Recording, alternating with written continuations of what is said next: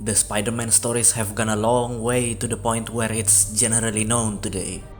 Gone are the days of comic readers were the only ones who knew about the friendly neighborhood Spider-Man, pulling people from many sides of the world with its many iterations in this modern era, starting with Sam Raimi's Spider-Man to now with the flagship blockbuster studio Marvel. I remember the days when people were so excited to hear Spider-Man finally arriving in the MCU. As the number who loves his stories grow, we also get many more varieties of the Spider-Man story that doesn't just stop at a widescreen live-action movie. We got the industry-defining Spider-Verse, the Spider-Man game by Insomniac, all made by talented people who also poured their love, breathing life into a Spider-Man story. Which then comes the question, which best represents Spider-Man? A question I will not be answering. But I would ask a question regarding two of the most beloved Spider-Man media. One is what I've already talked about, Insomniac's Spider-Man. The other is a generally accepted success of a movie, No Way Home. Now, a lot can be said about No Way Home, how good it is, how bad it is, but I want to detract from that mindset a little bit. I have my own personal problems with it, as I do with the PlayStation 4 game. But I want to remove myself for a while and just focus on one scene, one singular flag that appears in both the PS4 game and No Way Home.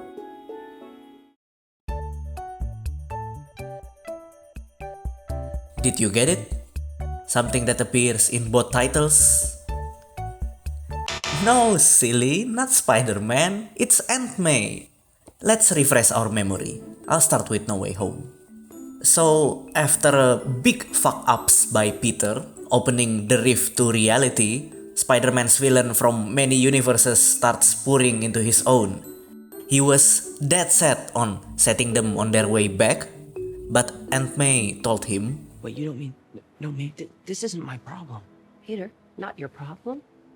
he decided to help them against Strange's advice, working on them one by one until Gobi finally showed his face. Overwhelmed by his strength, Aunt May tries to help him, only to get caught in the fight as well. She seemed fine at first, only to fall moments later. She died in Peter's hand after she convinced You Peter have that power. he did the right thing. And with great power, there must also come great responsibility. I hope you're ready for the next one, cause we're not stopping now. The PS4 Spider-Man events happen after Peter puts Kingpin behind bars, letting other villains come to fruition. One of those villains, the mastermind of them all, is Peter's best friend and mentor, Oro Octavius. Doc Ock released a lethal bioweapon on the city, which infected Aunt May at some point. It wouldn't be until the later part of the game when Aunt May's condition worsened, along with Peter who can't hold off the situation as a whole, being beaten up so badly. In desperation, he finally confronts Doc Ock after a new overhaul of the spider armor. The two classes, Spidey won and went back to the now critical Aunt May with the antidote in hand. All seems handy-dandy until you realize there is only one antidote. Peter is forced to make a choice, but Aunt May told him, Yes, you do. Peter then did the only thing he could do, spared the antidote to be duplicated for the whole city, leaving Aunt May to her last breath. So, as you can see, that's two deaths of the beloved character in the modern iteration of a Spider-Man story. That's too many. Like Alfred dies or Superman kills. It's something that's barely a thing. Which means when it happens, it hits. It has to hit. Or else it'll anger the longtime fans of the comics. Or people in general, because why would you write a story that doesn't hit? Anyway, what bothers me, or I guess what interests me, is that There are two Aunt May's deaths almost back to back. The first in 2018 is PS4 Spider-Man, while the other is from No Way Home in 2021. You can always say, oh, the MCU is copying Insomniac, but we'll never know the truth of that statement. What we can do, however, is compare both scenes. So, I have to say this. Despite my love for No Way Home, it is far from perfect. It's an extremely fun movie, especially compared to the other two prequels, but the story just doesn't hit the way I wanted. One of those is Aunt May's death. So, after the fight, after the cure failed to heal Gobi, he punched his glider into the building before getting away. That glider hits Aunt May at first, but it didn't seem like anything major happened. She and Peter still talk normally for a while after that. That's one of the problems I have. For an event so huge like this, it felt like an afterthought. Not unlike how Aunt May also finds out about Peter's identity. What the f? Peter told Aunt May that he shouldn't have helped them, that this is all his fault. Aunt May, in an Aunt May fashion, told Peter that he did the right thing. And she told in an Uncle Ben fashion, with great power comes great responsibility. All is good, all is well, May taught Peter a lesson. And then she fell. She told him that she only needed to catch her breath. Peter, though, understands what's happening and starts panicking. Aunt May started fading and no longer responded when Peter called. I think that's a trope in Hollywood as well, where everything seems fine and dandy, then mere seconds later, everything just comes crashing down. I mean, of course, they're trying to be more realistic here. Her death happens so fast, so quickly. You really can't expect life to just wait for you to tell your last seconds. Not everyone is so lucky. But that's the thing. This is a movie. It can be as realistic as they want. Spider-Man will still swing from building to building. Every decision has to be made in line with the movie they want to make. And it seems being realistic comes first than moving your audience for No Way Home. To me, her death here felt more like a plot device that propels the main character to do or be something. Basically, her death fuels Peter's anger, which is fine by itself, but if that's the case, then the payout must be worth equal to or greater than the set piece itself. And we all know just how huge of a deal it is for Aunt May to be given a character death in a Spider-Man story. Here, Aunt May dies telling Peter that he did the right thing. With great power comes great responsibility. But driven with grief, Peter did not heed her words, instead blaming himself for the death of her aunt. While that is an obvious discount on the meaning of her death, meeting other Peters that carry the same ideology helps him get back on the right path to help the villains, to save them from the unavoidable death. And I wish the payoff would be greater. I wish they delve into Peter's MCU Peter's psyche, his anger, his emotion, and how he actually failed to give meaning to her aunt's death. That is actually what happened. All without him realizing his failure. He released his bottled up anger towards Gobi. That's all. That's what happened. The other two Spider-Man are cheering him up. If this is the same Raimi Spider-Man, Gobi would have laughed at this. And he did. Attaboy. Isn't the message supposed to be revenge is not the way? What's the point of this last fight? It just acknowledges that Peter is not heeding his aunt's word. And don't get me wrong, the story would have been great if the one who stops Gobi from being killed is Peter himself, realizing that he has become what Gobi has wanted, telling himself, this isn't the way, this isn't what Aunt May would have wanted, comparable to Man of Steel's ending or Batman's Under the Red Hood, that way that they held themselves or did kill while under extreme pressure on whether or not what they do is right, on the fact that they are hurting yet only want to do the right thing. is why the deaths, or a lack thereof, are so meaningful. But no, they let the two fight and even let Peter be so edgy. No. I just want to kill you myself. Attaboy. But yeah, the last fight really cuts off the meaning of Aunt May's death, from teaching Peter something to only be a plot device that propels Peter towards the path of vengeance. Vengeance. I understand that I can't just mock everyone's favorite Spider-Man and get away with it, which is why I would like to offer a formal apology by one-upping myself. Contrary to No Way Home, which uses May's death as a plot device, the PS4 version did the unthinkable.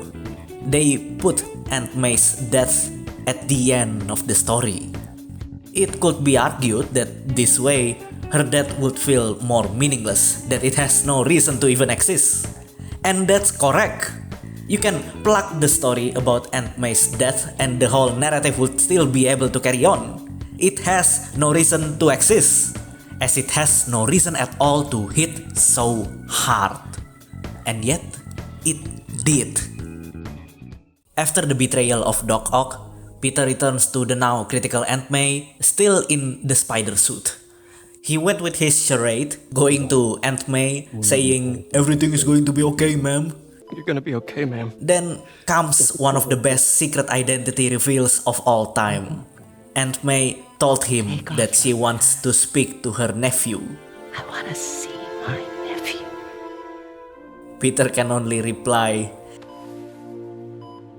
You knew? parallel to the same words he uttered when he was betrayed by Doc Ock, who knew about his identity. Such a disappointment. Parker.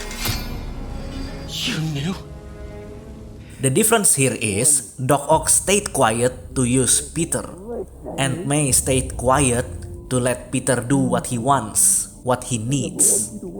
May is a direct counterpart to the previous arc that is Oro. They're both mentors to Peter, respected in the highest regard.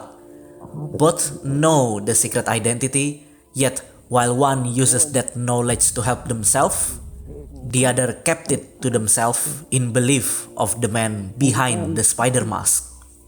May tell him that she knew for a while now. Known for a while. I never wanted you to worry. Despite worrying for her nephew, she kept quiet because she knew Peter would do the right thing. She puts her trust in Peter, committed fully to supporting his decision, no matter the outcome, no matter how much pain it'll bring to him or even her. And even when faced with death, she still lets Peter choose. Yes, you do. Because she knows Peter will do what's right. That's already a lot more than what happens in No Way Home. They talk a lot more, giving us a glimpse of their characters in action, and that's not even counting what happens next. The strongest shot of this scene is 20 seconds long. We were shown Peter on his edge on giving the antidote to Aunt May, all without a word. His body movement, his facial expression, the way his hands tremble, and even the shot composition that puts the side of his face darker when contemplating, and of course, the supporting score by John Paesano. All the while, she kept silent. He put the antidote back and crouched beside her as the beeping of her heart monitor started to slow. Yuri Lowenthal did an amazing job with Peter as he sobs his way out while we're given a still overhead shot of Peter just powerless beside her, and then we heard the last beep. The way they do this story is akin to issue 400 of The Amazing Spider-Man. The way that they give time for Aunt May and Peter to say their goodbyes. And I did talk about meanings, and I stand by my point that this part of the story can just be plucked or replaced, and the narrative would still be able to continue. Despite the amazing execution, it doesn't need to exist as far as the plot is concerned. The story is already at its end. But there is just something else that is as important if not more than the plot. I believe that there are three things that make a story whole. First is the plot, where the journey starts, the conflict, the resolution. The second is the background, context on why things are happening the way it is, where we are, how we come here. Then there are the characters who are the ones who made things happen. Or at least they should. Of course, all of them correlate with each other, but in that exact scene, it focuses more on the character and some background than the plot. Because the scene is happening in the ending, there is no way its purpose is to introduce. We were expected to already know who Peter is and his relationship with Aunt May. That's why it hits so hard. But we don't just know who Peter is, we know who Peter is, what his mission is, how he would act, his personality, his moral mission. So if we already knew all that to the point where we can read him like an open book, what's the point of that scene? Exactly! Nothing! Unless the point is to strengthen that character. When Peter is on edge about whether or not to use the antidote on her aunt, when a character is given a tough choice, the chosen option will tell us a lot about the character, about their pain, about their mental thoughts, about their convictions, and why it's important for them. Moments like this, which make the character vulnerable in the choice, make us relate with the characters, while the chosen answer will teach us something. Peter, despite wanting so badly to save his aunt, knows that if he does so, his aunt would probably be disappointed in him. He himself wouldn't even be able to live with that decision, and it will haunt him for the rest of his life. He would go against his moral compass that has been passed down from Uncle Ben's death, that with great power comes great responsibility. That power is the antidote that he held. The responsibility is the choice between Aunt May and the dozens of people of Manhattan. And the outcome of that choice is what made this character the one that we know and love. Peter Benjamin Parker. Just from how many things jam-packed into one scene that's entirely unnecessary at all, yet managed to once again affirm and strengthen our belief in Peter, I think the winner is clear here.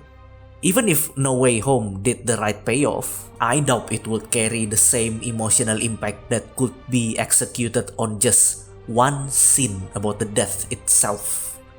And while a lot can be said about the production value, how quick it is, why CGI when the actors were already recorded, a chance to soak in this last moment, etc., I think the main reason why it fell short is that they used it as a plot device for the story rather than giving it its own standalone treatment. At least a treatment strong enough for us and the characters to really understand the weight of the situation, if that ever is followed by another plot point. I think it's too ambitious, especially when the MCU is typically centered around fun and comedy nowadays. Peter! Yeah? Oh, sorry. Did you mean that? It's still a fun movie, don't get me wrong, with Tobey and Andrew Spider-Man, but using a beloved character's death willy-nilly without thinking how much of an impact it would make, or perhaps should make, is a missed opportunity. Same as when they revealed Spider-Man identity to Aunt May. It could have been a huge event for both, but they played it out like it was a comedy, putting the scene at the end of the movie with a perfectly cut scream. And that's right after a showcase of Peter getting his suit back, which is supposed to mean something. Was it funny though? Yes, it is.